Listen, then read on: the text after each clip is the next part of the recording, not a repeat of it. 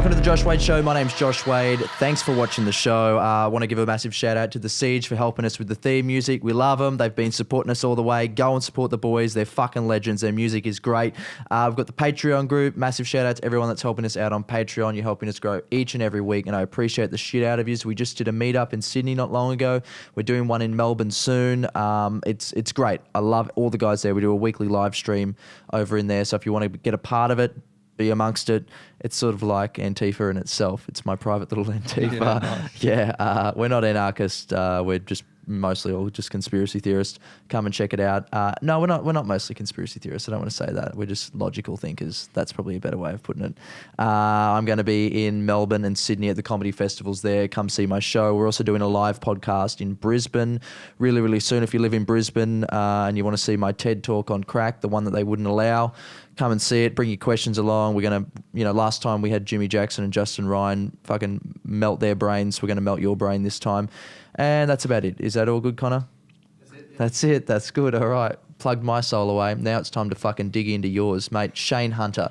Good day. Welcome to the show. Thank you. Now, you said the best way to describe yourself is one of the core organisers or a former core organiser of... Antifa, Sydney and Brisbane. Yeah, okay. So you helped bring this motherfucker to this country, yeah? I did. Okay. Well, fuck, that's an interesting story. I was one of the original cancer cells. Okay. So, but you're ex now? Yeah. Okay. All right. Let's go all the way back because this is interesting because as I've met you, where you've mentioned that it's a cult. You sort of threw that out there that you're in a cult, and and I'm interested in the way that you've worded some of the things that you've said since being here. I'm fucking analysing you before I even know you. Yeah, fair enough, man. But I'm fascinated by this. But I want to know, because you seem like a reasonable, logical thinking person, how you fell into something that you say is a cult.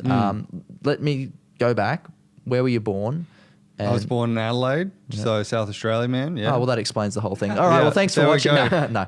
Okay. Yeah, so you were born in Adelaide. How old are you, mate? I'm 29, man. 29. Okay, and you're a stand-up comedian as well. I am, man. Yep. Okay. All right, so you've grown up in Adelaide. I grew up in Brisbane. I was born in Adelaide. Okay. Yep. So what were you interested in growing up?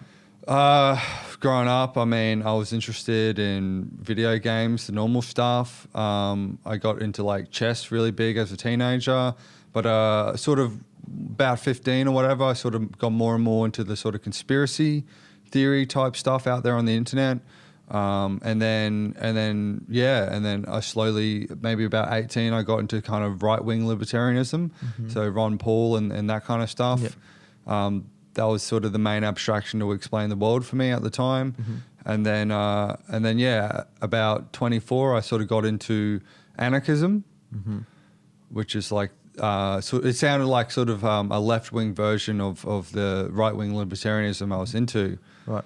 I think for anyone that doesn't know yet, because I'm still, I struggle with wrapping my head around what Antifa is and all that. Can you explain in the way that they would what they are and what they're trying to achieve for anyone that doesn't know? Well, what they are is they're radical left-wingers. So they're a mixture of communists or anarchists. So they believe that society is predicated on oppression and that we live in a what they would call a capitalist, patriarchal, white supremacist colonial society. And they believe that it needs to be overthrown or dismantled in order for a just society to happen.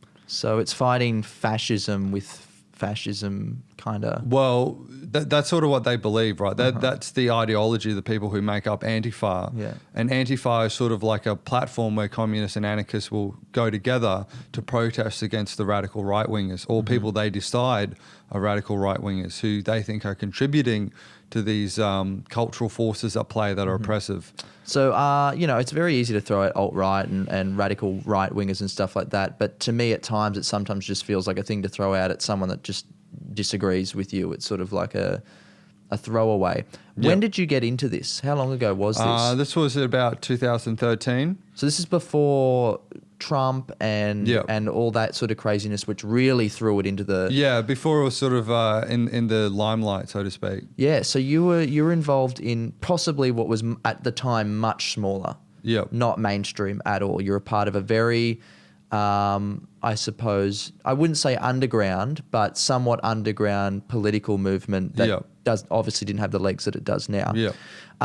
So you're on the internet, you're interested in conspiracies and politics, and just you're obviously young and you're wondering how the world works and why it's structured the way that it is. Yep. Now, how does someone go from being what I personally would consider myself probably a bit more on that Ron Paul side of, libertarianism, I can't even get the fucking word out, you know what I mean? Yep. How does someone go from that to the total other side of the I can pendulum tell you swing? how it happened to me. So I was very critical of the US foreign policy, and obviously Australia follows America for various reasons. And they were talking about invading Syria, Western intervention, so the US, Britain, and presumably Australia to invade Syria to overthrow Assad. And I was very concerned about that, maybe hysterically concerned about it, irrationally so perhaps. And I was worried that if the West invaded, it could spark a conflict with Russia because I got Russian bases there. And I was worried that that could escalate into a nuclear war. I started going to these rallies, these protests against the possibility of a Western intervention. And I was sort of protesting around Martin Place, which is where a lot of the protests happen in Sydney. And I got exposed to radical left-wingers then. That was the first time I got to meet these people. And for me at the time, a lot of my peers, say in the comedy scene, whenever I'd rant about politics or whatever, they go, here he goes, off on his... So I felt kind of alienated.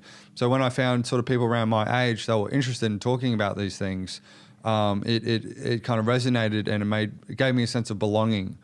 And then through having conversations with them, I could see their point of view, and I guess maybe I wasn't aware of sort of the ways that you can kind of subconsciously slowly absorb other people's beliefs if you're hanging out in a social situation. And a slow transformation over about 6 months sort of made me kind of let go of my previous ways of thinking about the world and go headlong into the sort of anarchist thinking. Right. Okay. I want to break that down a little bit, because what you said there was very interesting. You skipped over a really interesting point, which was you just went to a protest. You went to a rally or something like that. Now, for a lot of people, obviously everyone has a different way of communicating and trying to get across their opinions. But what I want to know is what made you take that first step? What was so terrifying? Obviously, the threat of nuclear war is terrifying, but what took that out of the realm of just a possibility that could happen into, I need to get in my car or get on a train and I need to go to a rally and I need to fight, what you were trying to fight? Like, so basically, why was I motivated enough to do that? I think there's a multitude of motivations, so I'll try and break them down. One is I kind of was thinking about the possibility of nuclear war, and then I thought that, perhaps if I didn't go out to try to relate to it, even though on hindsight I think it was very misguided way of going about this stuff. If I wasn't prepared to do it, why would I expect anyone else to do it? Right. So that was sort of my thinking of like, well, if I expect this to be enough of a movement to maybe stop this, I would have to go out myself at least in the hope of maybe getting other people to go out. But I think that there maybe was a deeper level of motivation underneath that. And two motivations that I think are very strong. One was the desire to have meaning in life.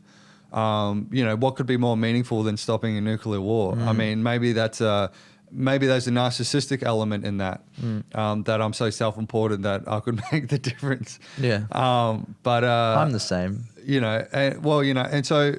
But then there was maybe another motivation that maybe I wasn't quite aware of at the time, because at the time there were a few promoters in comedy saying, okay, it's time to step up and start doing solo shows. And on the one hand, that requires more responsibility because there's more weight more pressures to do that. And then I also kind of felt, maybe there's some truth in it that I felt like, oh, that seems a bit narcissistic and a bit selfish or whatever. To do your own show. Yeah. Why? Why? Because it was sort of this idea that it would just be benefiting my life or whatever. Now I think that you can both simultaneously do what's good for you, which can affect others because you're in a position of greater, I guess, social position, wealth and stuff, and you're better able to look after people around you, and looking after yourself means you're better able to look after people around you. I mean, I'm sort of detracting, but one of the things I've learnt through this experience is that, my ability to do positive things are more localized in my direct spheres of influence. Okay. So you've gone to this first rally. You've met a bunch. It's interesting that you say that because it seems like at that time as well, you're saying 2013. Yes. A lot has changed. And I think not even as guys in the comedy scene as such. And you'd be far more into the scene than what I am. I live in my own little world, but it very much seems like back then there's a massive difference between what it was then and what it is now. It's almost expected. I would guess if you're performing in certain areas that you have to have some sort of political motivation. There has to be a Trump is an idiot joke. And so you're talking about like just the comedy scene, like how politics is now so heavily involved in it. You have to somehow incorporate this. There's oppression. There's and a message, man. Yeah. Yeah. So it's almost like you're saying back then there was none of that. So you've gone out to these people, whereas if you waited 3 or 4 years, you would have been fine. Totally. Yeah. I mean, I feel like it's sort of surreal for me because I've kind of gone through all this underworld of ideological possession, right? And then I've come out, and now all the comedians are kind of playing the same fake game of like, look at my moral persona, where I get to criticize and. I obviously can kind of see through it, and I think it's very fake. And I also kind of giggle to myself because a lot of these people, they're changing their profile pictures as like, I was getting arrested for this same shit that you purport to believe in. Yeah. But, I think with the comedy scene and this desire, I feel like it's an easy way to get a sort of a sense of morality. Yes. Do you know what I mean? It's an easy way to just sort of declare, oh, look, I'm against racism and sexism. Oh, but you're saying that within the confines of your artistic echo chamber where everyone already agrees with your opinion. Yes. And I think morality is situation dependent. Like you could put that same hipster film student who's against racism proudly, you put him in prison, chances of him joining the Aryan Brotherhood are going right up. Yeah. Do you know what I mean? So I feel like there's it's about posturing as moral. Right. Okay. I guess it comes back to what you just said before, which is maybe as well that these people are still trying to find their sense of community. I know we're going into the comedy world, but it seems to me that everyone is quite, I wouldn't say damaged, but comedy as a whole is looking for approval at mass. You go out every night. And whether you're doing a 5-minute set or a 1-hour show, you're going out there and you're using laughter as a thing of approval, and then you leave the stage and you wake up the next morning going, I fucking hope I have a good show tonight. They fucking laughed last night. Like, you're fine. You've got the approval, but it's this lack of confidence of some sort. But let's go back into the politics stuff and Antifa and that. So you've met these people. Let's talk about the process from that first rally to then going, I'm going to help organise and bring Antifa to Australia to a mainstream light. What the fuck happens? Yeah, well, it was a slow process. So first of all, my concerns were about war. I just thought, we just need to change the policy or whatever. And then hanging out with these anarchists, I slowly took on their ways of seeing the world. So they believe that, protesting against war isn't good enough, because that's a symptom of all these systems of oppression, right? So in their mind, we live in, they sort of had what's called an intersectional feminist analysis of the world, that there's these hierarchical systems of privilege and domination. So it's sort of a kind of a Marxist worldview. So classical Marxism split the world into different groups that were competing for power. So you had the working class versus the bosses. and the only way they relate to each other is through oppression and oppressed, right? And I think it's a oversimplification, because I don't think every boss and worker relationship is purely parasitic. I think there can be a symbiotic relationship of individuals freely negotiating that the Marxist worldview doesn't see. But there is an element of truth to what they're pointing out. And when they point to that element of truth, that's how the ideology sort of gets sucked into your brain. For example, it is true that, it's like the brain doesn't have a defense lawyer.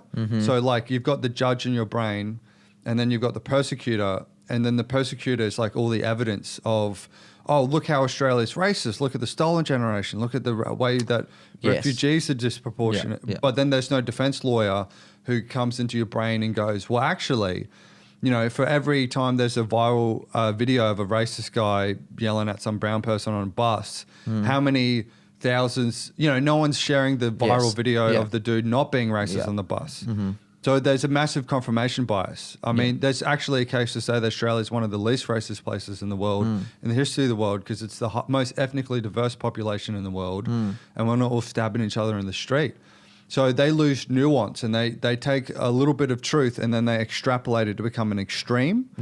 And then because you're hanging out in sort of an echo chamber, these ideas get reinforced in your head.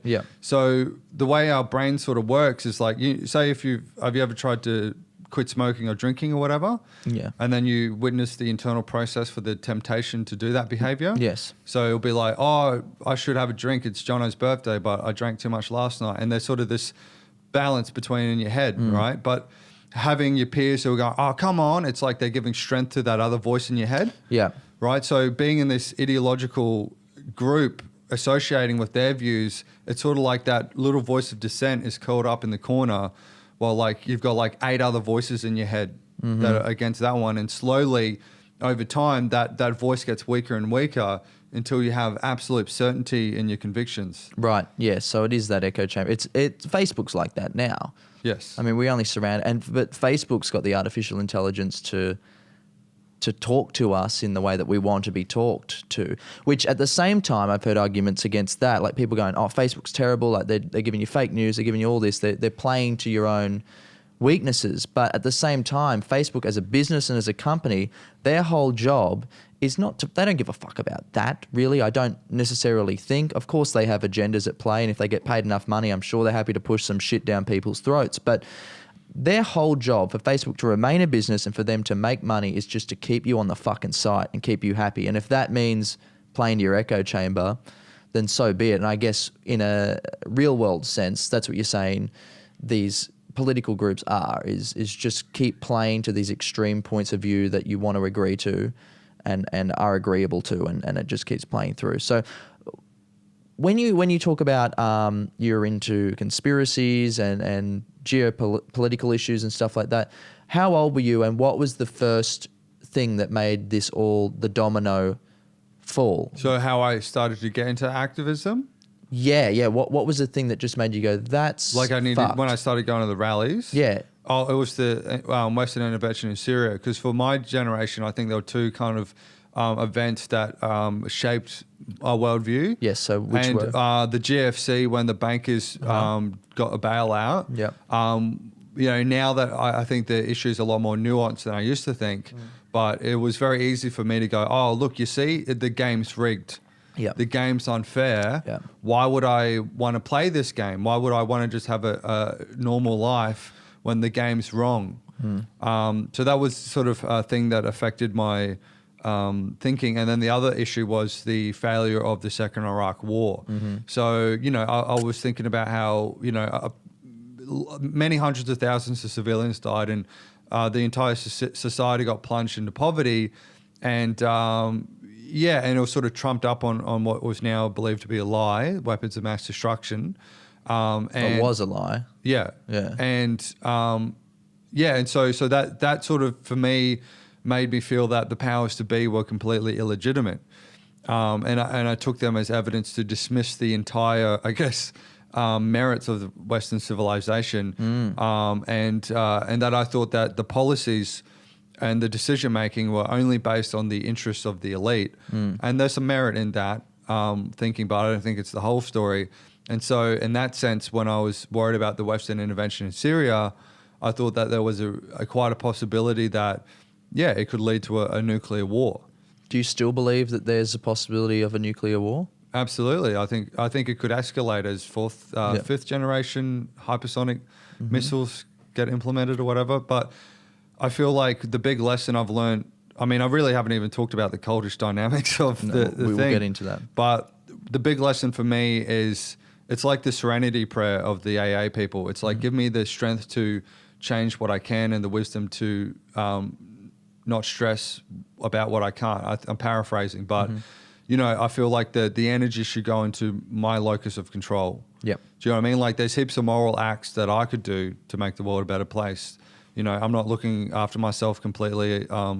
There's family relationships that need maintenance and repairing or whatever. And so I was kind of trying to do the moral work in reverse, but it's actually a lot easier to stand out there with a sign going, it's all wrong, when I'm not examining my own corruption. Yes. Because it's not just the elites or the system of capitalism or whatever that's pulling the strings. The things that's pulling the strings for the bad things to happen are the same things that pull the strings that make me do bad things. Yeah.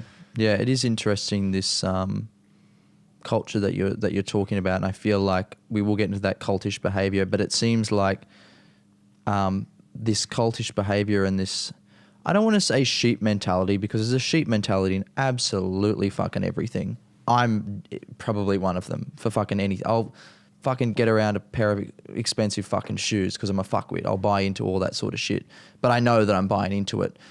When you were getting into this, when do you feel like you were fully indulged in it, and how do you feel like and how long did it take for that, and when did you recognize that the things that were put in place were quite cult-like behaviors? Okay, so it took about maybe 6 months. So like I actually changed in my dress style and my behavior.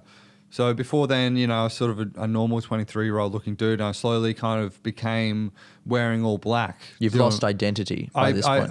Yeah, my identity was basically, you know, the way I would say it is I was became the unconscious avatar of dead philosophers I never read properly or understood. Yeah. Right? Heavy. And yeah, I started wearing all black and stuff, and I became, you know, like maybe you were talking about earlier with comedians needing to perform to the audience or whatever. Similarly, you know, we adjust our behavior with anyone we interact with to a degree. But I think that those instincts that can create harmony can also become pathological to the point where I became sort of an actor for the mob. I would get validation for certain activity and maybe sort of, you know, subtle sanctions or disapproval for other activity until, you know, my neural pathways shifted to become an actor and a puppet of the mob. Right. And so that process took about 6 months, and it escalated once I started dating one of these people, and then, you know, never date an extreme feminist as a guy. That's, you know, it's like being a Jew trying to date a Nazi. You know, it's you can't do anything right. Anyway, so and then Heavy. basically, when did I start realizing it was a cult? Well, this is the interesting thing, is I would see all these cultish like behaviors. A good example to explain it to the audience here is, so there was the anarchist social center, there was the bookshop, and then there would be these kind of squats that people would live in. So they would go into empty buildings and they would live in there, and that's without paying rent or whatever. And so at the time that was very exciting, because it's like, oh wow, I'm actually implementing my belief systems. Oh wow, this is awesome. It's like, you know, like it feels exciting when you first illegally download a movie. Well, like this felt like illegally downloading a house. Like, oh yeah, fuck yeah. But you know, it was sort of a false thing, because a lot of these places had damage. Do you know what I mean? Or exposed to asbestos and were quite like health risks. Yeah. Do you know what I mean? It'd be like squatting in Chernobyl and going like, this is cool. We got all this free space, man. Yeah.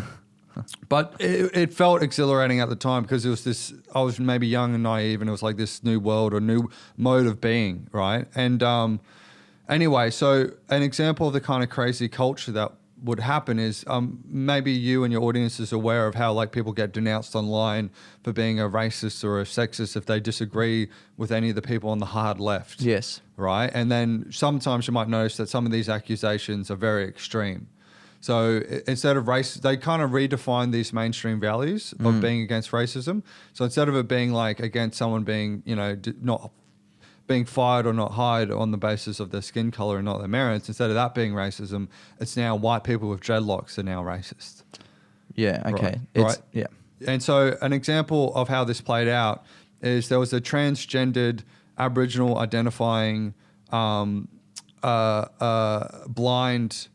woman. Complex. Yes. Right. So at the top of the victim hierarchy. Right.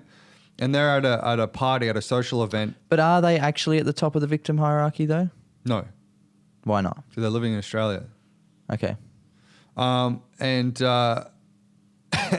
basically, the only thing that's universal about the human condition is suffering. Do you know what I mean? Like that's what Buddha said. Buddha didn't say the only thing's universal about is suffering unless you're a straight white man. Like anyway, so they're at the party. There's another guy who had been an activist for 10 years who was campaigning around gay marriage long before it was sort of cool. And look, I'm changing my profile picture. Yeah. And then someone had an epileptic fit in this party, and there was an argument between this guy who'd been campaigning for gay rights and this transgendered Aboriginal blind woman, right? And instead of it being two adults negotiating over what was a complex situation, it turned into accusations of racism, transphobia, and all this nonsense. Right, right, because it's fitting a narrative of some sort. Yeah, the only reason they could be disagreeing is because they're in a position of power and privilege. Right, I can explain the mechanics of that just after this example. But so basically, what happened is that person got them banned from that social center, right, that they used to frequent. They weren't allowed a right of reply. Jeez, that sounds a bit fascist to me. It does. They weren't allowed a right of reply to respond to the accusations. And the collective members who alleged role at the social center was to just pay rent and maintain the bookshop had either 3 or 5 meetings over the guilt of this person who wasn't in the room at a situation they weren't involved in. Even up to the point where the lease was ending and they should have been looking for a new place or where to put the books or whatever, that wasn't the priority. The priority was to determine the guilt of this person. So that person was devastated because within their social sphere, they were accused of all these things that they clearly weren't. And it was quite disgusting. And my theory is that when I got out of this cult, I started reading a lot about psychology to try to put my experiences into context. And one thing I learned that was quite interesting is we don't actually always know why we have our feelings. So a classic experiment is they have someone walk across a rickety bridge. They have a woman standing in the middle. They have that same woman standing at a bridge closer to the ground that's stable. And because people experience anxiety from being up high on the rickety bridge, they ask these people to rate how attractive the woman is. The people on the rickety bridge say she's much more attractive than the people down on the ground because we associate anxiety with people we're attracted to. So when they remember the thing, they remember their feelings of anxiety and then they attributed those feelings to her. So I would suggest what happens with this ideological narrative, would you agree that there's momentary pleasure in dominating or denouncing other people? Yeah, for anyone, I guess. Yeah, it's power. Yeah, absolutely. So if they have a chance to denounce and destroy someone's reputation, that's a lot of power. And by proxy, they elevate their social position by bringing them down.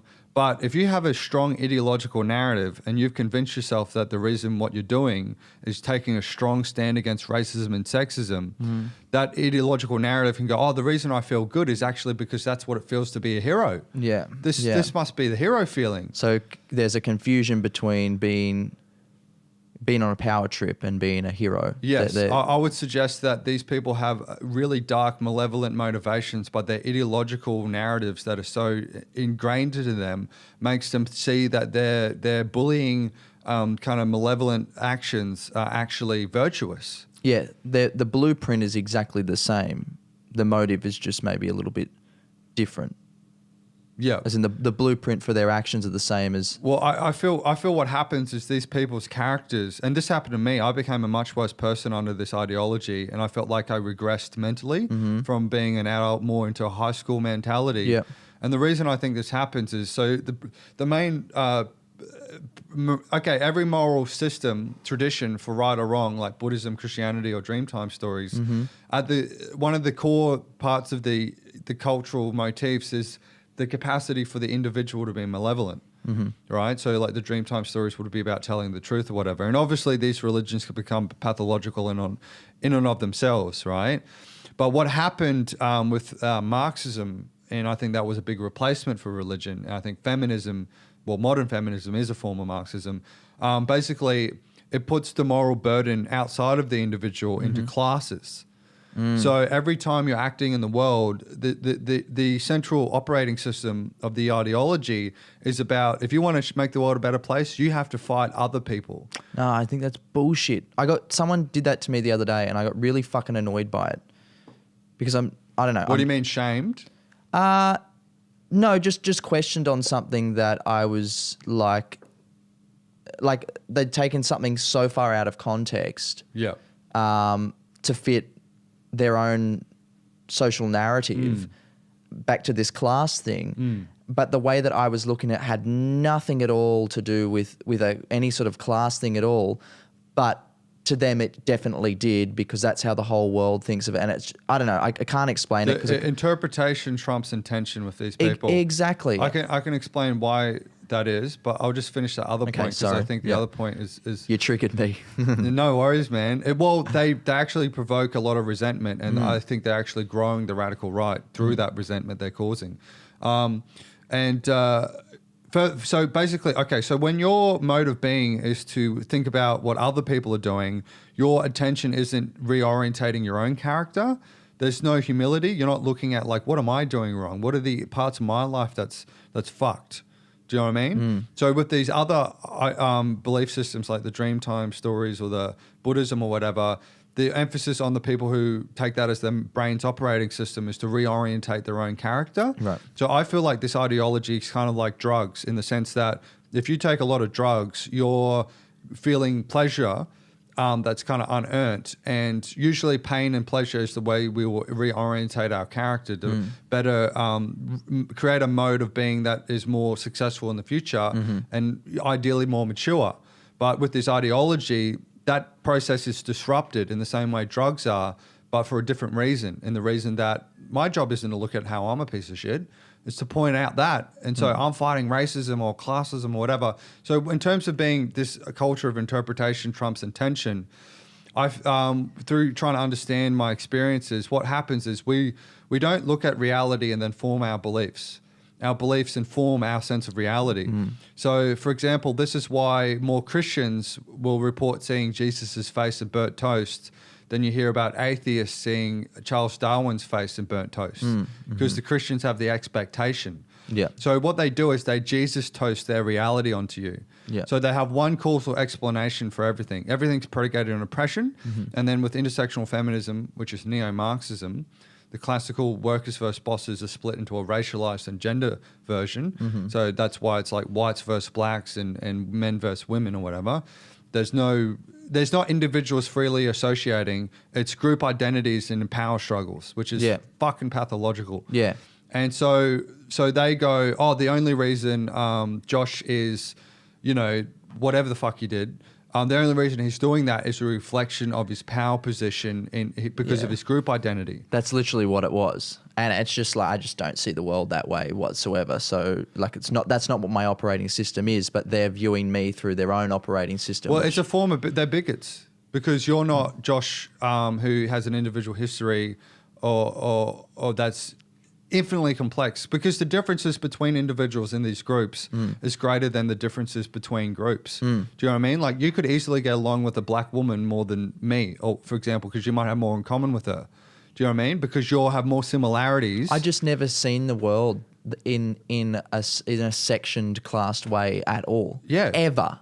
I don't know if that's just me, and that's just me coming from my own echo chamber, and I don't want that to sound like moralistic, like I I just don't. I've never looked at anything. I understand that there's, you know, things that exist in play where there is certain types of oppression and people have gone through different things. I'm not denying that racism doesn't exist, because that's what would get thrown out from that statement. But I personally have never looked at anyone, and I just don't understand where this weird, like, imaginary social hierarchy ladder. Because they'll look at the outcome statistics of demographics, and then they'll assume that every outcome is based on oppression. I'm not looking at fucking statistics. I'm looking at who the fuck you are as a person, and that's it.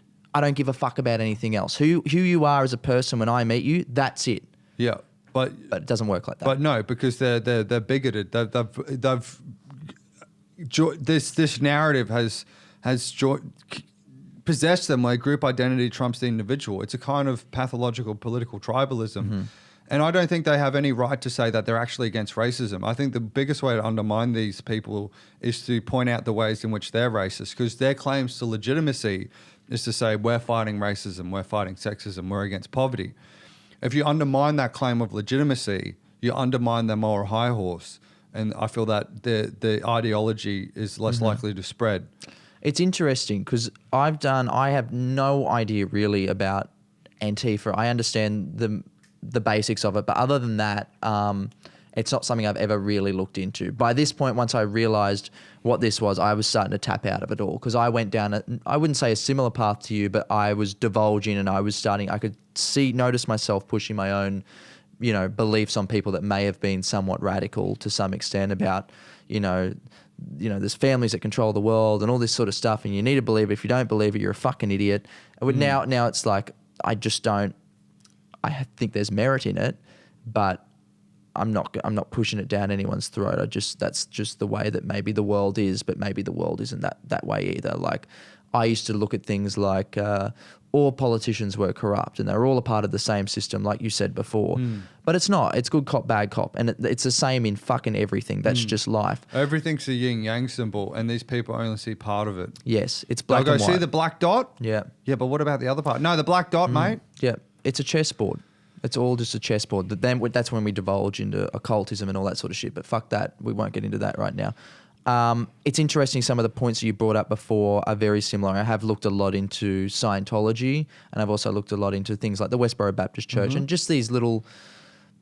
They're using similar techniques. It's like a collective psychosis. Yeah, and it's funny listening to people that escape that, and the way that they're talking about it is in a very similar way to you, where it's this group herd mentality where if you go against the grain, you're either excelled from it, and not just you excel, but we will rip your life apart. And also this group, like there seems to be in each of them, and I don't know about Antifa, but I'm sure you can confirm it or not. Was there like a dobbing culture where it was if you had done something that might have been against the grain or not towards it, was it morally the right thing for someone else to do, say your girlfriend that you dated at the time, for her to announce that you had done something that might get you into trouble, like a self-policing society? Absolutely. It Right. was that So was everyone's off the scared. hook. That was off the hook in that thing. It was Right. like it was like Mao's Cultural Revolution. It was like, you know, just the madness that happened. Like someone, you know, people would change their identity on a daily basis. So someone would go from being a man to a non-binary, you know, these nonsense made up things. Because they believe that gender is only a social construct, right? There's no biological basis for it. So if it's only a social construct, then my made up social construct is just as real as society's social construct. So that's why you get all this like, I'm non-binary and I'm demi-gendered and all this Where do you garbage. stand with that, just out of interest? I think it's nonsense. I think it's absolute garbage. So transgenderism? I'll tell you my thoughts on that. I think that it's a shame that these radical leftists have taken that issue to be their catch cry issue, because it helps validate their narratives around gender by pointing to that. And then they can push their agenda through claiming that they're defending the interests of trans people. Now, I've got trans friends and stuff, and it's a complicated issue. So on the one hand, I acknowledge that people have the full autonomy to do whatever they want with their own lives. and it's not up for me to decide what they do. And if my friends want me to call them girl or she or whatever, I'm happy to do that. But there's a flip side to it. The flip side is there are cases where people have transitioned and then regret it. They've even had surgery and then regret it. Now, because of my experiences, I know the dangers of validation. And I know the dangers of thinking one causal explanation. So some trans people who detransition say that, I felt that by transitioning, my suffering, my depression, my negative feelings would go away. And they decided that it was their gender that was the cause of their suffering. Well, it was a plethora of other issues that needed to be addressed in their life. So, but then they start hanging out with sort of other people who think like this, and they get kind of validated and indoctrinated that if anyone disagrees with you, it's because they're a bigot, or even question you that it's because they're bigot and they're transphobe and they don't respect you, which means that anyone who's like, are you sure you want to go through with this? Do you want to maybe go to a counselor for a bit first, and then maybe we can talk it out? No, that's transphobia. So that's and so the thing is that although I respect my friends' rights to do that, I don't want to necessarily validate to them to the point where, because what I see happens with this ideology is they become irrationally resentful of the people they think are in the oppressor classes. So the straight white men or whatever who they think have all the power, but they don't actually. They still replicate racism and sexism to what they think are the oppressed groups.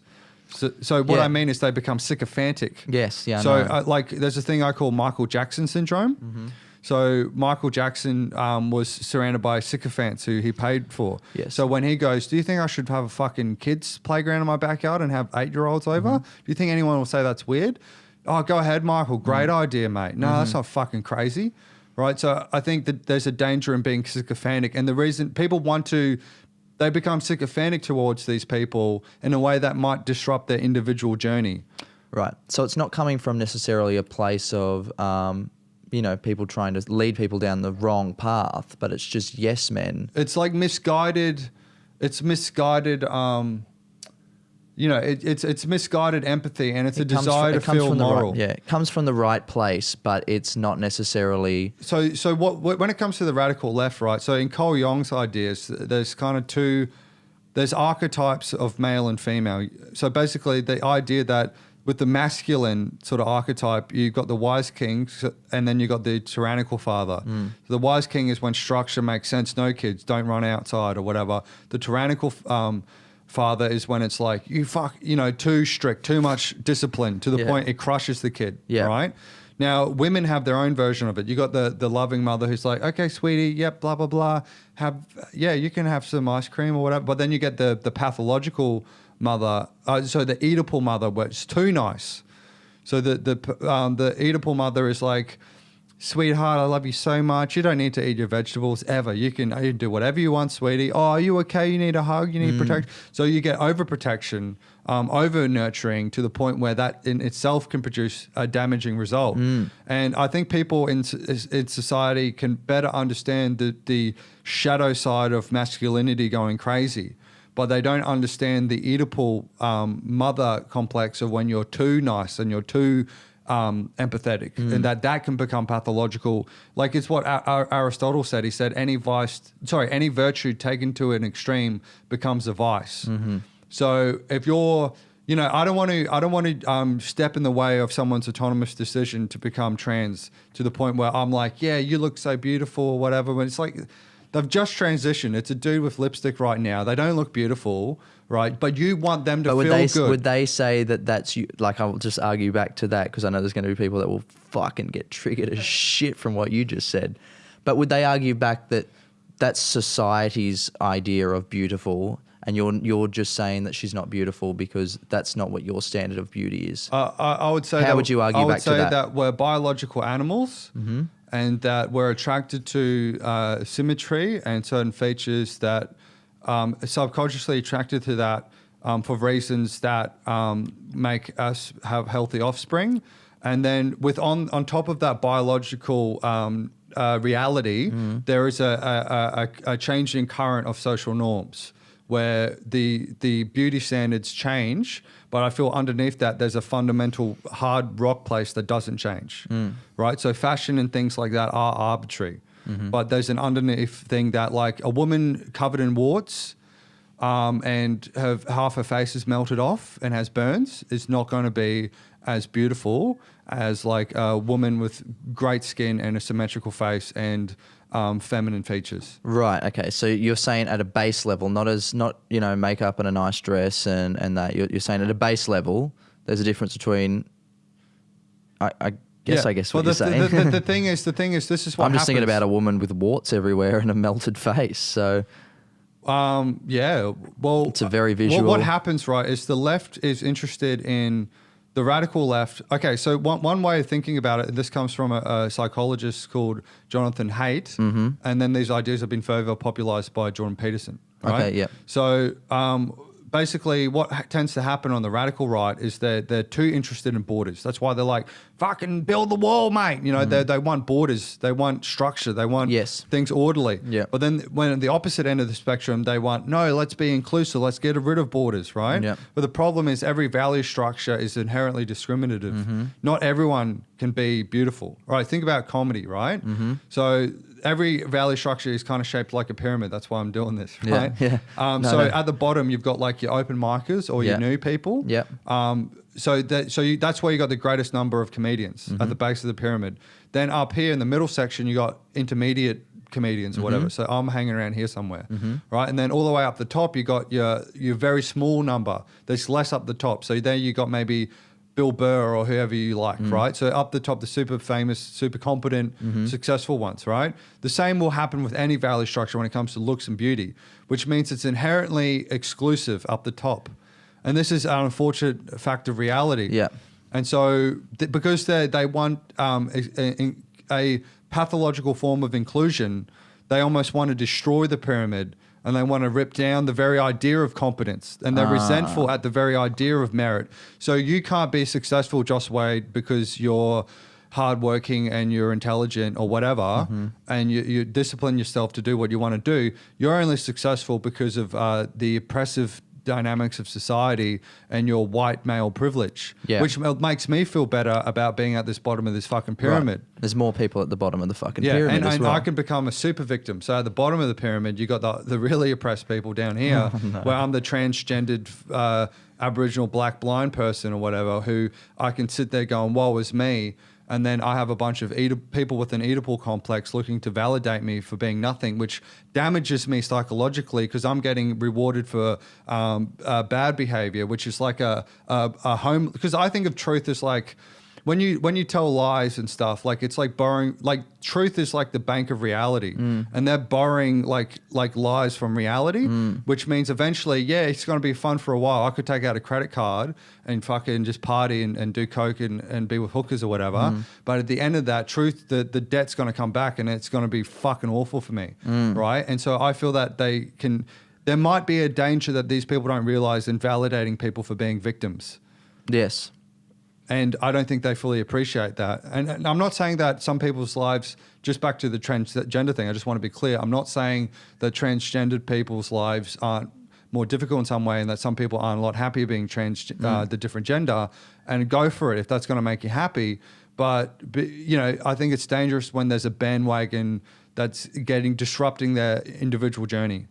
And I also think that one causal explanation for everything is wrong. They go, transgender people have a higher suicide rate. It must be because of bigotry. It's like, well, first of all, I'm a pretty depressive kind of guy. I've got like a lot of negative emotions, right? Now, I would hate to think what would happen to me in one of those downward parts when you started injecting me with estrogen. Do you know what I mean? That could tip me over the edge if I went through a second puberty. Yeah. So I'm just saying that there's a lot going on here, and truth should be defended, and we should be able to have these conversations without it being shut down as bigotry or hatred. And I certainly are very close to my one person I'm very close to who's trans or whatever, who I think is a brilliant person. But I wouldn't want to either way tilt their journey. Do you know what I mean? Yeah, it's theirs. It's not yours. Yeah. Yeah. Okay. Interesting. Jesus Christ. So you've done a lot of reading. You've done a lot of Well, when you come out of a cult, man, you're like, the fuck, you know, because Richard Dawkins, like he only wrote all that like anti-religious shit because he used to be a religious nut when he was younger. Yeah. So it's sort of like, but it's a good experience. Although I felt like I've disrupted my character development, and I'm almost 30, living at home like a fucking loser because I threw away all these years that, you know, I should have put into setting myself up as a independent adult. I've also gained a lot of wisdom where I've been confronted to know that, one, I don't even know how to think properly. That's not inherent. People think they're thinking, they're not thinking, they're judging. Yes. Right? Like the courtroom. They haven't developed like a proper courtroom in their own brain. It's like when you go, oh, like how many times do you go, oh, Gary's a shit person, you know, when in actuality you just might be jealous of Gary, but you found a way to go, he's a shit person because that suits your fucking narrative. Yeah. I do that to people. I was doing it today before. We all do it. But at the same time, I'm in my own bias again where I go, because I feel like I can genuinely audit people quite. I know, and I'm happy to admit at times when I'll look at someone and go, they're a shit person. I know in my head I'm going, no, you're clearly jealous of them. Right. Like I can really recognize that's a reality. skill to develop, and that takes maturity. And then I feel this ideology disrupts that maturing process because it always puts the moral burden outside of the individual between groups, rather than like constantly going, I'm a corrupt piece of shit. I'm fucking insane. Do you know what I mean? I actually get quite a kick, a real joy out of picking those things up in myself, doing something and realizing as I'm doing it why I'm like the real reason as to why I'm doing it. But with the shit person thing, this person actually just is a shit person, so that's okay. But otherwise, there are times where I'm only going to believe that verdict once I see Legal Aid defending them. Like we have to have a courtroom for me to go, is Gary shit? Okay, well Gary, I don't know where he is, mate, but he's imaginary, and I guarantee he's probably a shit cunt with a name like think Gary. Gary's probably shit too. Yeah, man, but, fucking Gary. Everyone deserves a fair trial. Yeah, fair enough. Now, I guess, fuck me. So do you feel like you had to go, and do you think it's important for other people, maybe not to go through what you've gone through to the same extent, but to totally go down a path of believing and kissing and sucking their own bullshit to an extent that their bullshit fucking explodes and that they end up totally ripped apart and having to pick up the pieces again before they can grow as a better person? Well, maybe. It's hard to know. It's hard to know because everyone's different. Yeah. Some people, you know, are super together who never had to go through my fuckery. You know what I mean? But, you know, maybe for others, it's like when you're a kid, you know, you run around the kitchen, you hit your head on the side of the kitchen table, and then you go, oh, even though mum told me not to do that, I had to do it until I realized that it was an error. Yeah. You know, unfortunately, I had to join a cult for 4 years to go, oh, I've hit my head on the fucking table of ideology. Right. But I think that experience that you've had, and something that I've had maybe to a much lesser extent, but still I can empathize with what you've gone through. You come out of it so much, like how different are you as a person now as opposed to you are back then? Would you say I'm completely? a lot less naive. Okay. I don't trust anyone for what they say. If someone goes, I'm doing this, I don't believe anyone's motivations. I don't believe my own motivations. Right.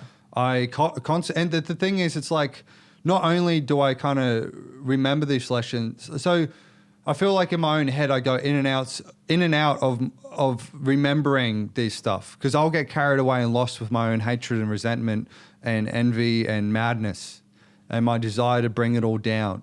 Right, my inner school shooter. So but then it's like I've got dementia. It's like I'll kind of like forget all this stuff I've learned for temporarily, and then I'll have like you know how people with dementia, they have a moment where they come good for a second. And I go, oh, Jimmy, I remember you. You know, and it's like, okay, Granddad, great. He's with us for a minute. Yeah, it's like I'll go in and out of just being a resentful lunatic. Yeah, dwelling in my own self-pity.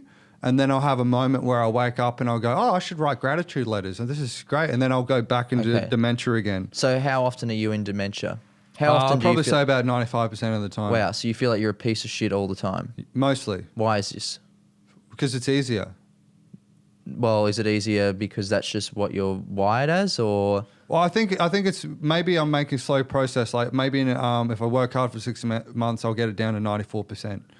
Do you know what I mean? But I think you're looking at that in a complete, because mate, I'm telling you, I used to feel like a piece of shit 95% of the time as well, and then one day I just woke up feeling like God. Well, I think and then that's it. I think it's a neural pathways take a while to change. Do you know what I mean? You're like, you know how young kids. Are you trying to change it? Yeah, I'm trying to. How so? I try to meditate frequently.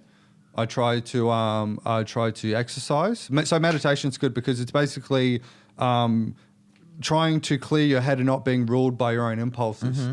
So our brains will run towards, oh, what did Gary think of me? What did he mean by that? Or you should check Facebook. So, your first order drives like masturbation, Facebook, all those basic addiction shit. And then second order drives like, oh, my career, my vanity, my social status, right? Yeah. And then, you try to suppress all that. And then maybe the third order drives of like, you know what, I love my family. I should say something nice to them, right? But that's hard, and that requires a lot harder moral work because you have to expose your own vulnerability to someone for a moment, and you have to be self-orientated. What I mean is, unlike going, oh, Josh is a racist, right, online or shaming someone, that means you don't have to experience any vulnerability or humility. Yourself, yeah. Right. Well, mending that relationship with your estranged brother requires you having to admit that you did something wrong, which means that part of yourself has to die for a moment. Yeah. And then who wants to let go of that part of their own ego and pride? Yeah. Yeah. So is that something that you haven't done then? Making small incremental steps too, but it's fucking hard. Okay. And it's a whole lot harder than when I was being an Antifa person organizing rallies or whatever. Right. I never had to deal with the horrible pains of confronting my own malevolence. Okay, so But it's ultimately more rewarding in the long term because what I think happens is when you choose the easy path, sure, you get pleasure in the moment, but in the long term, you're trading self-esteem for pleasure. Yes. Because you don't respect yourself when you do the easy way. And you know it on some level. Yes. But when you delay the instant gratification and you do the path that you think is more meaningful and ultimately more fulfilling, you gain self-esteem. Yes. Yeah. Okay. So what is it that makes you, like, when you wake up in the morning, what is it that makes you feel like a piece of shit? Seriously, answer this properly. What makes me feel like a piece of shit? What have you done so bad to yourself or to the world? I sometimes feel like I've thrown away it's all irrational, but sometimes I feel like I've thrown away my opportunities to become as good of a comedian as I could be by the time I wasted in the cult. I feel bad because of the times I spend procrastinating. I feel bad because I act in the same childhoodish patterns relating to my family as opposed to reasserting those patterns of behavior to become more mature or as mature as they could be. You're just upset. This is what it is. You're just upset that you're not where you want to be right now. You sound Partly. like, yeah. No, that's it. Okay. It seems like every single issue is stemmed back to the fact that you're not where you want to be right now. Well, I guess I fall short of my own ideal. Yeah. Yeah. So what you just said then is exactly like porn or fucking that instant gratification thing. But it's a double-edged sword because on the one hand, because I feel what has to happen is so the Buddhist idea is kind of like the idea of like all that ideal is an illusion and you should let go of it and that in itself is addictive or whatever. But maybe that's true and maybe that's part of the ideal that is foolish and the wrong ideal to strive towards. Although I think my ideal now is a hell of a lot better than it was when I was in the cult or when I was in my earlier 20s or whatever. Or That's teenager. bullshit. I reckon that just sounds like that thing just sounds like a bit of a cop-out to me. That just Which one? The Buddhist thing.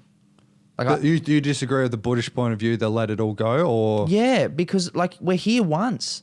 That's it. Like, what do you want to walk around just, Well, I feel like it's like this. So there is an ideal. There is a bit of self that we should strive towards too, right? Yeah.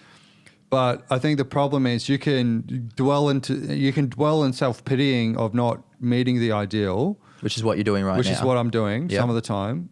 Or 95% of the time, I apparently. could courageously move towards the ideal and suck it up, right? Which would ultimately bring me more self-esteem. And it's sort of that thing of like, once I left this cult, I was really embittered because I had huge amounts of betrayal in every direction of my life. the way I was treated in this cult and the way I was, my own foolishness and just the madness that was all involved in it all. You played yourself by accident. Yeah. And so I had a lot of resentment and bitterness or whatever. And so I used to be a very open, trusting person, but then I came really shut. You go, people are evil. But then I have to go this step further and go, okay, well, people are evil or can be evil, but people can also be good. Now I'm going to be open, but not because I'm a naive idiot, but because I'm able to be courageous enough to give it a try. Yeah. So I feel like that's the mode of being, walking towards the ideal, that when I'm not self-pitying, that's the mode of being. But sometimes it's easier to be overwhelmed and crushed by your own ideal. Right. You almost sound like you're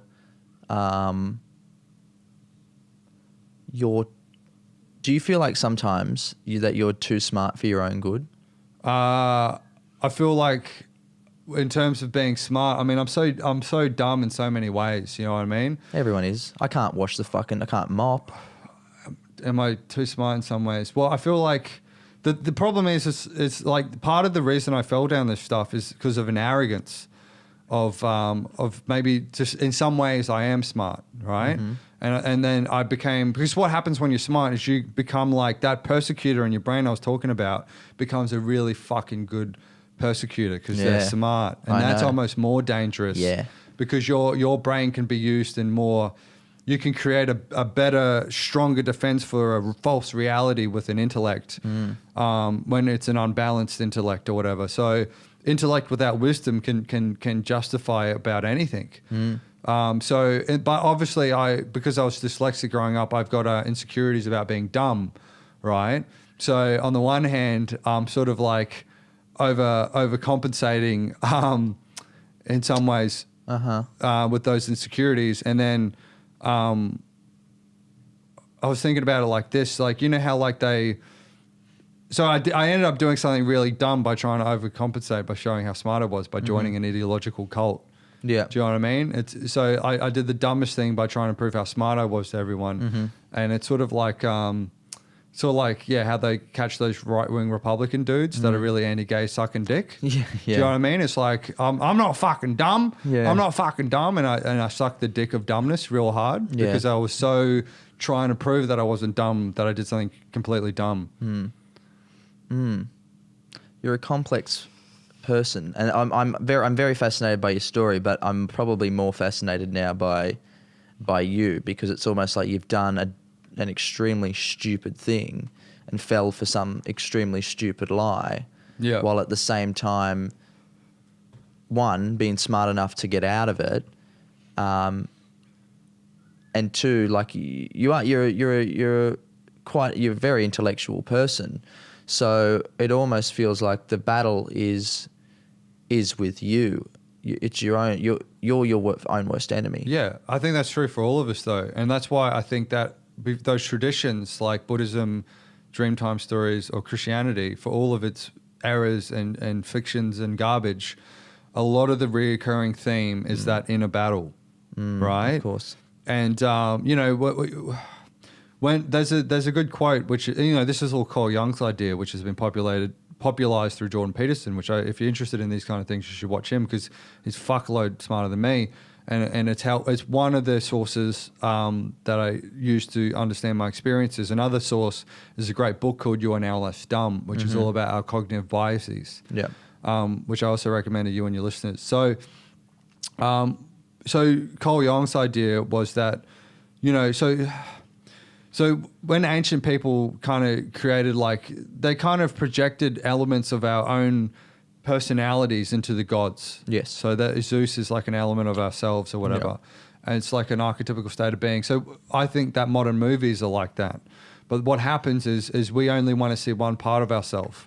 So we go, oh, well, I'm Batman, I'm the good guy, or I'm Neo in the Matrix or whatever, I'm the good guy. But people don't realize that that's one part of you being played out in drama. You're also the evil guy. You're also Agent Smith. You're also the Joker. There's a part of you, a villainous part of yourself that wants to bring it all down and get revenge on reality and take joy on bringing it all down. Do you know what I mean? And the battle between good and evil is inside of ourselves. And this is why the Marxists were doomed to failure, I believe, in their utopian dream of creating a communist society, because they made the mistake of looking at the external world and go, oh, it's between classes. That's where it is. It's like, okay, you get rid of the baddies or whatever, and what happens? Well, you haven't taken on the lesson that you're fucking evil. Just because you're working class and you're poor doesn't mean you're any less evil. So this is the problem with the whole, in comedy, going, Donald Trump, bleh, evil Trump. It's like, yeah, but maybe the biggest difference between you and Trump isn't that he's evil and you're good. Maybe the biggest difference is between you're both evil and he's more competent than you. Yeah. Yeah, I mean, the character thing you said before is a very great analogy. Like, while you were saying that, I was thinking, geez, what character would I be in that situation? Have you thought about that much? I've got mine. And what, like, in terms of fiction I like, or in those examples? Just in fiction that you like where would you see yourself? Like, I mean, straight away I just saw, as soon as you said it, I went, fuck, if I'm anyone, I'm Mr. Burns. You're Mr. Burns? Yeah, okay, I think nice. so. Because I think the beautiful thing about Mr. Burns is, and I've always made jokes about me being Monty. Right. Like, calling myself Monty or something like that. But I think about it now in the context that you used it, and it's almost scary how much it makes sense to me, because I think the beautiful thing about Mr. Burns is he's evil. He knows that he's evil. But there's those moments through most episodes that he shines through as trying his best to do the right thing. But the right thing in his head is so far away from what the right thing is in general. Yeah, absolutely. And I feel like that almost summarizes what most people are. Yeah. Which is we are narcissistic. We have no choice but to be narcissistic. And we are almost put on steroids at a young age now in the society that we live to be even more narcissistic. And I don't think narcissism is a bad thing necessarily. It can turn evil, but going out of our way to try and do the good thing, donating, giving $2 to the homeless person and treating it like a wishing well for our own karma. For our guilt or whatever. Yeah, and it just seems like that's a Well, I thing. remember seeing these girls giving like some food to a homeless guy, and then they all took selfies. It's like, I know your fucking motivation wasn't because you gave a shit about the homeless guy. Your motivation was to show your friends how virtuous you are. Yeah. You're cheating. You're a moral cheat. Yeah. You're trying to cheat. Do you know what I mean? Yeah, I know. That's how I see his ideology and all this shit. Is it's your morality cheating. But Mr. Burns is a moral cheat, and he just owns it. Yeah. And I just like it because I just feel like at the end of the day, we're all somewhat moral cheats. It's all about us, no matter what we do. Well, I think we can. It is. Well, we're an organism. We're designed to look after ourselves. You came on this show to have a conversation with me about this stuff, and then we'll hopefully plug your shows, and we'll hopefully sell more tickets. For me, you've got a really interesting story. Hopefully, it gets views for me, and everyone gets to hear the story. I think that's fine. Our interests can align. It's as long as the exchange is known, right? And I think this is with anything, whether it's capital, whatever it is, as long as there's I know the value exchange is inherently similar and we both get something out of it, then I think that's totally. So fine. In terms of the narcissistic element, it's like, it has to be, it's about a wise, because people might not even know what who they are or what they really want, and they fall in love with some dream that's been sold to them on the media or whatever that they think will make them happy. So as much as it's like there's narcissism, but there's also a lack of wisdom there, or an over exacerbation on who they think they're trying to be versus who they are or whatever. And I think it's all got to be in balance and in context. I had a really interesting experience with that.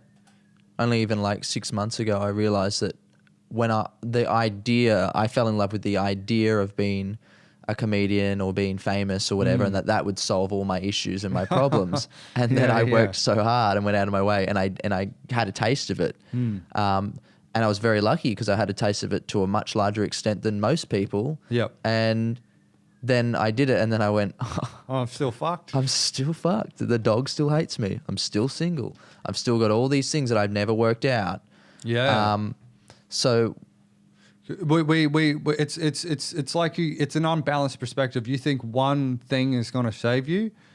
You're so multifaceted, and it's like it's this game of whack-a-mole, and there's all these moles that are jumping up, but our brain has to discriminate reality, and we have to be goal orientated, but then we can lose sight of neglect the other aspects of our Like there's this, I talk about this in my show or whatever, but there's this interesting thing about the way our brain works where you have a bunch of people passing a basketball and then you ask people to watch the basketball being passed, right? Mm-hmm. And count how many times it passes hands. And then they have a man in a monkey suit stand in the middle and then walk out. And then 75% of the time, people don't see the man in the monkey suit because our brains, when we set it to a goal, has to discriminate reality based on that goal. Mm. And goal orientation is incredibly important. We have to be able to, your goal was hunt the lion in terms of the comedy career or whatever.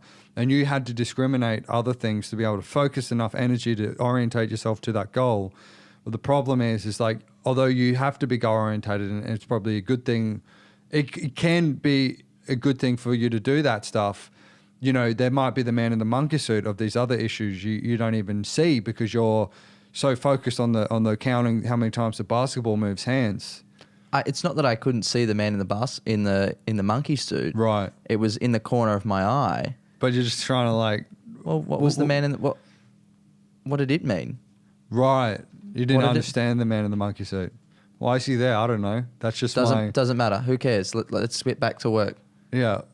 Yeah. So that was my sort of mentality, which was whether that be, smoking a copious amounts of cannabis, like ridiculous, like an amount that would kill someone, and sending myself down a spiral of, paranoia, depression, anxiety, all of that. Well, that's what my show's all about. Right. It's called Blaze Against the Machine. It's all about, drug addiction. Are you still? What were you addicted to? Which drugs? I would abuse cannabis, but there was been a lot of addiction in my family. Right. To heroin and gambling. Right. Okay. So do you feel like addiction is, or an addictive personality is somewhat biological to an extent? Like, can that be passed down, or is that just who we are? I think so. I think it's both. I think some people, their traits can be stronger. I think it can be who we are. I mean, so the way I kind of think of it is, one, we have an instinct. This book I read, it kind of described it as maybe a learning disability more than other things, because on the one hand, like if you get a reward for something, your brain goes, oh, that's dopamine. Keep doing it. That's how you get dopamine. And we're hardwired to get dopamine from like food or sex or like social validation, all these things that would make us more orientated successfully. But like maybe in the Stone Age where our brains evolved, there was no bong you could fucking hit, you know what I mean? So in order to get that feeling, I would have to maybe climb a tree to get the honey for the tribe. Do you know what I mean? But unfortunately, it's like with people who are obese, it's like, that guy maybe in the Stone Age was the guy doing all the awesome shit because he was so motivated for the sugar, but now he's just walking up to a vending machine, right? So that's one aspect about our nature and the way we can get addicted to things. But then there's another aspect, which is that, they find that, say, when you have rats in a rat's cage, the rat who's at the bottom of the social hierarchy, who's maybe bullied by the other rats, is more likely to drink the cocaine water than the alpha rat, right? Because when we're at the bottom of a hierarchy, you go, oh, I feel like a loser, I'm feeling bad. I need something that's going to make me feel good, more so than someone who's already like, life's going great. It's interesting, though, that you say that, because we did an episode last week on mental health and suicide and that. And from my own personal experiences, the people that I know or know of that have committed suicide have all been the alpha rat. Oh, really? From the outside, at least. Right. So I think that's an interest. But I think that is a common theme. I mean, suicide amongst, white men is an epidemic. It's at ridiculous levels. So I feel like that's constantly one argument that I feel like, when we're talking about some of the stuff we're talking about before, about class and oppression and all these different things, I feel like, why is it though that this one, out of all of them, seems to be... Well, Indigenous suicide rates are higher, but we're white men are the highest highest overall because we represent more. But the reason women will tend to kill themselves more successfully, but men will have... No, sorry, wrong. Women will attempt to kill themselves more and fail, but men will do it more successfully. And my joke is that when people go, the feminists go, oh, but women try to kill themselves more. Well, maybe, but it could be the case that men don't report their failed suicide attempts as much. When people are like, oh, wake up in the hospital. Oh, Jono, you had 80 sleeping pills. What's going on, mate? Yeah, missed a few days on work, mate. Yeah, just a few nights sleep that I didn't get. Thought I'd catch up, mate. Thought I'd catch up, So it could be the case that guys do attempt to kill themselves just as much as women, but don't report it. But it could be a factor that men's social role is tend to be seen as strong and competent and stoic. While, if we complain, it's almost like a weakness. One of the most successful mental health models, not that I'm a fucking psychologist, I'm just some dickhead on the dole who tells jokes, but what I've heard... Beating yourself up again. What if... I just want people to not go, gospel, this is gospel. I'm going to tell them what I heard the dole bludger say. But look it up. But one of the things that's been successful is the idea of men's shelters. Yep. So men don't like to... Like the mental health model of psychotherapy tends to be more orientated towards women. Yeah. So women will talk about their problems with their female friends more than guys will. Guys, when they hang out with their friends, like I'm hanging out to do stuff with my male friends. I'm not hanging out to... So tell me about your day. Do you know what I mean? Like I'm more, let's do something, So one of the successful things they had was getting men to have men's sheds where they would like work on tools and stuff. Yeah. And then while they're like building self-esteem, making something, then they can slowly ooze out some of the issues they got, because that helps, that sense of achievement helps alleviate this sense of worthlessness. Yes. So men don't want to be, to themselves even, they don't want to see themselves as someone who's just going, you know what I mean? Yeah. So potentially these suicide hotlines, maybe it's harder for men to ring them up to talk about their problems. Maybe that's not the best intervention for men who are suicidal. It could be the case that instead of the hotlines or whatever, you got to give them something to maybe mitigate this sense of self-worthlessness by giving them something they can do. Do you know what I mean? And then through that, they could maybe feel more comfortable talking about why they, having these thoughts or what's wrong. Yeah. I guess, it's a push and pull thing. To totally change the subject, I guess, altogether, because I am interested in this with the nuclear war stuff that you were talking about before. Yeah, you're into the nuclear war. Yeah, I love it. Yeah, can't wait. Honestly, there was a point that my inner anarchist inside was when Trump got in. I was like, fucking press the button, cunt. Press it. Just let's get it done. It's gonna happen. Just press it first. Right, you're sick of the waiting. You've got I'm just got blue balls for nuclear war. Yeah, fuck yeah, blue balls for nuclear. That's my new Instagram username, by the way. Go follow me. What I can't wait to see, because I think this is gonna happen, and I secretly hope out that it happens, because now my inner anarchist is just not everything going to shit at all, because I don't want that at all. But I love to see, when I read the news of Kim Jong-un inviting Trump to come to North Korea and him being the first sitting president that's ever had that, and that he will probably go over there and probably do that because it's Donald Trump, and it'll just be, he will do whatever it takes to make that happen, because it goes against everything that they've tried to put on this guy. What do you think of that? Have you looked into that much? And what are your thoughts on that? I'm not the most informed, but I've got some thoughts on it. Yeah, fuck yeah. So let's go. There's an interesting paradox that happens with right-wing politicians. So, for example, Richard Nixon was able to open up the trading for China.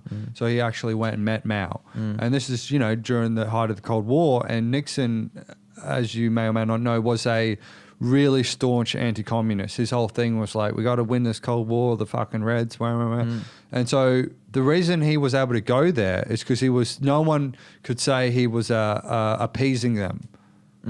Right now, if a more left-wing president went there who was, I'm kind of into social welfare, I don't want to have that hawkish of a foreign policy. Yeah, it's easier for their opponents to go, you fucking weak dog, you're appeasing them. Yeah. Right. So in that sense, that paradoxically, it could be the case of the more hawkish, more staunch, more kind of brutally pragmatic Donald Trump could actually bring, I could be way off, but there's a case to say that maybe he could actually secure international security in a way that maybe Obama couldn't by being more staunch. Yep. And, you know, I think there's a naivety here about, oh, well, can't we all just get along? You know, there is an argument that an aggressive foreign policy can stave off war. And, you know, it sounds fucked and whatever, but like the threat being real can make other people back down or whatever. So it could be the case that Trump is able to deal with the crisis. It could also be the case that he ends the world and we all just fucking die. Yeah, yeah. Would you like to see him do it? Negotiate the peace or end the world? No.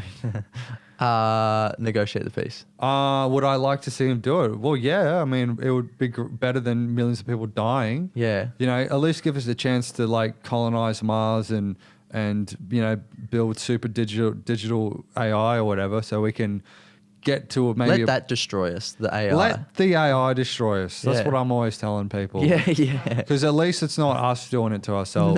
No, it's something else.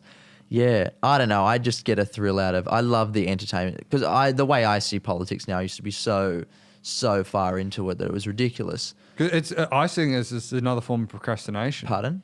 It's like another form of procrastination because you think it's important. Yeah. I'm getting informed. I'm knowing what's going on. But like, man, like who cares what I think about North Korea? Like I'm not going to like be the domino that changes the course of history on that. Yeah. Maybe I can change the course of history on all the shit I'm not, you know. I see it just like the Donald Trump reality show, or I see it as absolute entertainment at this point. I see Donald Trump as Ronald McDonald of McDonald's being the government, and he's just the most entertaining one out. And I'd love to see Ronald McDonald save the world because it'd just be like a silly superhero movie that you watched when you were 5. Like how the fact that he got in general, like I remember when he announced that he was going to run. I was in America at the time. I remember being on TV and it was like, this is the most insane PR stunt anyone's ever pulled in the history of the world. Like this guy is, and it was great. It was almost like no one really had anything against him because he wasn't a threat. It was just like, oh, this is... Dude, it is amazing that he won. But it's so unlikely. It's so fucking unlikely. And it's such a... Like, you know, it's a fuck you vote in the same way like voting out of the EU was a just vote for change, the status quo is wrong. Yeah. And so people were like, Trump was the fuck you vote. And he barely got in because Hillary's was so bad or whatever. But I think it's probably better than Hillary getting in.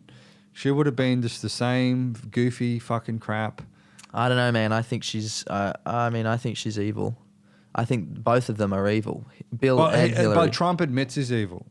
I know, but I think Trump's evilness, I think if people could comprehend now I'm pushing my own echo chamber bias, but if people could comprehend and just spend a second looking into these career politicians that are Bill and Hillary Clinton, it far outweighs to a point where this is where these people come up with these theories of reptile people and the fact that they just cannot be human at that point to have the thoughts that they do and to be able to kill so many people. And well, this is the other thing is it's like this is the problem here is that people are so naive that they think that they're not human. That's the big mistake.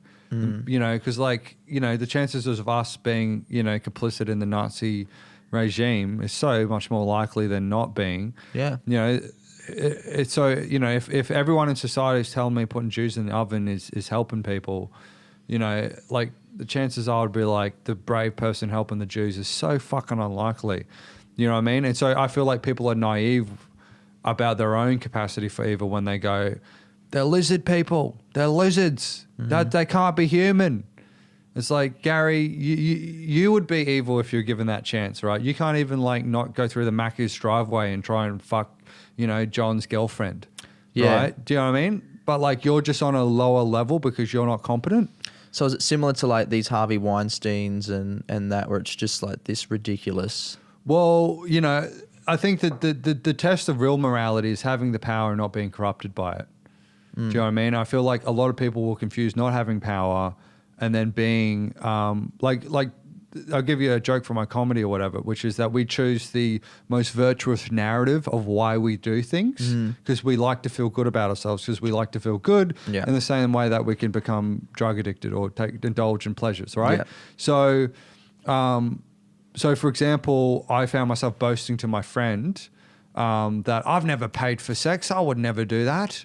Oh, Never. But like the actual reason why I've never paid for sex is I've never had the disposable income to be able to afford it. Yeah. And I've ticked that off as like a sign of my self-discipline and morality. And I feel that we do that in a multitude of ways. Do you know what I mean? People go, oh, Katy Perry, she's a sellout. You know, it's like, yeah, but you've got nothing to sell. Yeah, I totally agree with that shit.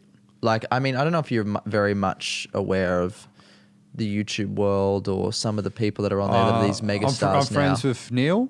Okay. Do you know like much about like the megastars of like Logan Paul? Like and, the American kind of ones? Yeah, the ones, because these people are literally now it's gone into a different realm now where this is eclipsed celebrity. It really has. Oh, okay, yeah. It's well, the internet will surpass. It's making all the old institutions redundant. Of course. So the TV and the movie stuff, yeah. So there's these people out there. They're called the Paul brothers, both of them, Jake and Logan Paul. They are. I mean, they've probably got more subscribers than anyone's probably ever had on the fucking website ever. And they comedy kind of people. Yeah, and I guess they appeal to not me, but they appeal to such a mass market that TV could never hit it. I mean, one of the guys was on Disney Channel and was a star on Disney Channel, but he'd only become a star on Disney Channel because he was so big on YouTube that Disney buyed into him. And then he got fired from Disney because he did something in a video or whatever. Yeah, probably. But the thing was is that this guy never needed Disney by that point anyway. Like we're talking about people that are their own media empires now. Yep. I don't need to be the kid on the Mickey Mouse Club. I am the fucking Mickey Mouse Club, and I'm selling the merch, and I also own the 4 other people that are a part of my Mickey Mouse Club. Right. Like, it's gone fucking mental now. I don't know where I'm going with this, but it's a very... We were talking about power or something? Yeah, I guess so. I don't know. I guess it's just this... such an interesting shift now where you don't need to be born into a pre-made or you know, brought into a power structure to be a part of it. And it's open for everyone now. Well, it's open the playing field and it's created massive opportunities, but it's still, you know, it'll still be the case that you'll have the triangle man. Like you'll have the majority of people on YouTube down here, and then you'll have this guy you're talking about. Yeah. You know, so but it's like a new gold rush. It's like some people are going to become fabulously rich from it. But I feel like the oppression exists far, far, far less when it's the open playing field. Like if you're down here, it's not because you're a part of this class or you're this gender or you're, you know, like it's helped equalize the media landscape, the internet. Yeah. It's about as simple as saying if you're not good enough or if you're not working hard enough, then you lose, and that's the main variable. It's made it a better meritocracy than the gatekeepers at Channel 9 or whatever. There are no gatekeepers. There are definitely gatekeepers, but they're much eeasier to steal the keys off. It's definitely alleviated. You don't even need to steal the keys anymore. You could just jump the fence. Just be so good that you can fucking jump the fence. Exactly. Right? It's not a prison anymore. It's interesting. So you've got some shows coming up. Where you got shows? I'm doing the Melbourne Comedy Festival. Great. All of it? All of it. The whole run. Good on you. It's at 9:30. It's what's the venue? I'm bad with these details, but if you go to Shayne Hunter Facebook page, it's got all my stuff there and videos I do where I talk about like this left-right wing shit, just comedy stuff, and then and then I'm doing the Sydney Comedy Festival on the 3rd to the 6th of May. Where are you playing? I'm playing at the Enmore Theatre. Right. I'm in. I'm down there, and it should be good fun. Yep. Okay, great. Would you say your show is a bit of a like informative, bit of a TED talk, bit funny, like it's a bit of everything? A TED talk. It's just me pointing to graphs the whole time. No, it's like just comedy material that I do in the comedy club. So it's funny, and I'm kind of talking about addiction, the war on drugs and psychedelics. Right. And some of the themes that I've been talking about in here are there, but in joke format or whatever. Cool. And I'll end on this one because this is a good one. What do you want to be? What is the motivation to do the full run at the Sydney Comedy, the Melbourne Comedy Festival? And I would like to be a comedian who can illuminate the elements of our subconscious biases that make people realize that is the more important underlying substructure that you should pay attention to before the external world of politics. Okay. So it sounds like you don't want to be a comedian. You want to be fucking Gandhi. Well, I want to be a comedian. I want to do it through comedy because I love comedy. But I feel like, you know, you do comedy what you're interested in. You know, Yeah. other people are interested in like different shit. This is what I'm interested in, and because I want to understand it better. I feel like I can't understand unless I can tell jokes about it as well. Yeah. So if I can make it funny and punchy, then I get to understand it for myself. And yeah, so you know, I want to. It's like, you know, people who make songs about certain shit or whatever. I make more pretentious comedy. Yeah. I like it. I'm definitely going to come see your show. Thanks so much for coming on the show. Shayne's tickets will be at ShayneHunter. Yeah, just if you just Facebook Shayne Hunter. Facebook it, yeah. Like page. SHAYNE HUNT. Yep, it's not Darren. It's not fucking Darren, mate. All right, take care. Thanks for joining us. Thanks for Talk to having you me. next week.